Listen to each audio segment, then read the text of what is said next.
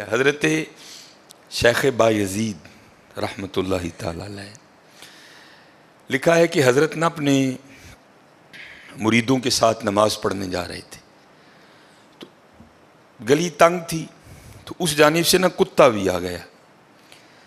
تو ظاہر ہے اگر تلقین آئی غیب سے کوئی دل میں خیال تو آیا ہوگا نا. تو حضرت نے اپنے کپڑوں کو بڑا سمیٹا اور سائڈ پہ ہو گئے کہ کتا گزر جائے کہیں میرے کپڑوں سے لگ ہی نہ جائے. یہ تو پھر یہ تلقین آئی غیب سے. وہ جو کتا ہے نا وہ بول اٹھا, عرض کرتا ہے بایزید کیوں مجھ سے اتنی نفرت کر رہے ہو؟ آپ نے فرمایا تو نجس ہے, میں نماز پڑھنے جا رہا ہوں, میرے کپڑے خراب کر دے گا, میں تو اس لیے پیچھے ہٹا ہوں. تو کتا آگے سے کہتا ہے حضرت اگر میں گیلا ہوں تو پھر نجس ہوں, پھر ناپاک ہوں, اگر خشک ہوں تو پھر تو میں ناپاک ہی نہیں, اگر آپ کے کپڑوں سے لگ بھی گیا تو کچھ نہیں ہوگا, اگر گیلا ہوں تو لگ گیا تو پھر آپ کے کپڑے ناپاک کروں گا. لیکن پھر بھی میری ناپاکی ایسی ناپاکی ہے کہ 3 بار کا جو پانی ہے وہ اس ناپاکی کو دور کر دے گا. اگر آپ کے کپڑوں سے لگ گیا نا 3 بار, اگر آپ اپنے کپڑوں کو پانی سے دھوئیں گے تو کپڑے پاک ہو جائیں گے. لیکن بایزید کبھی تو نے اپنی ناپاکی پہ غور کیا؟ میری ناپاکی تو وہ ہے جس کو 3 پانی دور کر دیتے ہیں, لیکن تیری ناپاکی تو وہ ہے جس کو 7 سمندروں کا پانی بھی نہیں دھو سکتا. جا کے پہلے اپنی ناپاکی دور کر. ہاں حضرت یہ اندر کی ناپاکی.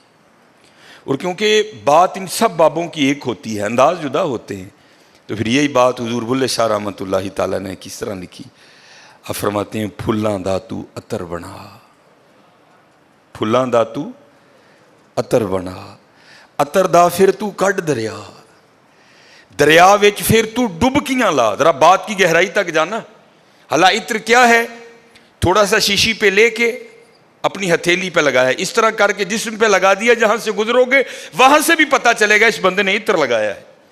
اگر تھوڑی امپورٹڈ شیشی ہے تھوڑا سا خود پہ سپرے کر لو, جہاں سے گزرو گے وہاں سے بھی پتہ چلے گا کہ اس نے عطر لگایا. عطر تو اتنا سا بھی ہو تو وہ بو کو دور کر دیتا ہے, ختم کر دیتا ہے وہ.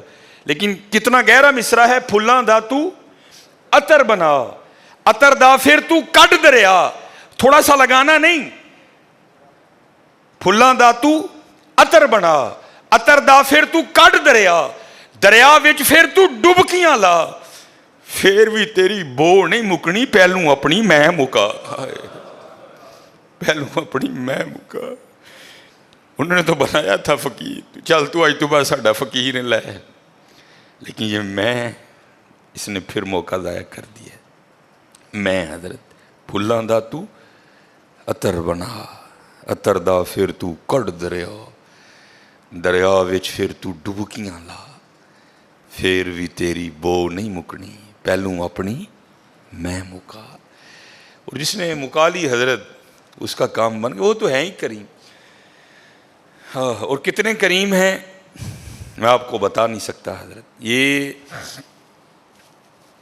ہفتے کی رات تھی, جو پچھلا ہفتہ گزر گیا ہے نا, جس طرح کل ہفتہ آئے گا.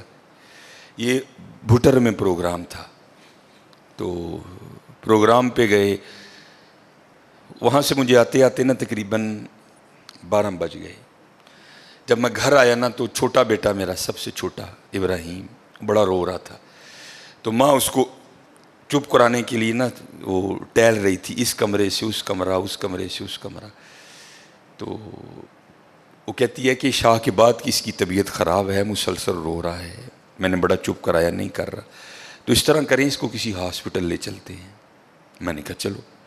عمل خدمت لے گئے. وہ ڈاکٹر نے چیک کیا, اس نے کہا بچے کا گلا خراب ہے, اور جب بھی بچوں کا گلا خراب ہوتا ہے نا ساتھ پھر ان کے کان میں بھی درد ہوتی ہے, اس کے کان میں درد ہے اس لیے رو رہا ہے. اس نے وہ دوائی وغیرہ انجیکشن وغیرہ لگائے, اس کے کان میں ڈراپس بھی ڈالے. لیکن میں نے کہا نہیں, میں آدھا گھنٹہ ویٹ کروں گا, بچے کی جب طبیعت سنبھلے گی نا میں پھر ہی گھر لے کے جاؤں گا. ہم وہاں بیٹھ گئے. خیر بچے کی طبیعت سنبھل گئی, ہم لے کے نا گھر آ گئے. اب ظاہر ہے بچے کی طبیعت خراب تھی, اس کی ماں نے عشاء کی نماز نہیں پڑھی تھی, میں نے فرض اور سنتیں پڑھ لی تھی, وتر اور نوافل میں نے بھی نہیں پڑھے تھے. وہ بچہ سو گیا, ہم نے اس کو چارپائی پہ لٹایا, آگے میں نے نماز شروع کر دی, میرے پیچھے میرے بیٹے کی ماں نے نماز شروع کر دی. اب میری وطروں کی نا دوسری رکعت تھی, ظاہر ہے ماں بھی یہاں ہی ہوگی, وہ فرض پڑھ رہی تھی، میں وطر پڑھ رہا تھا.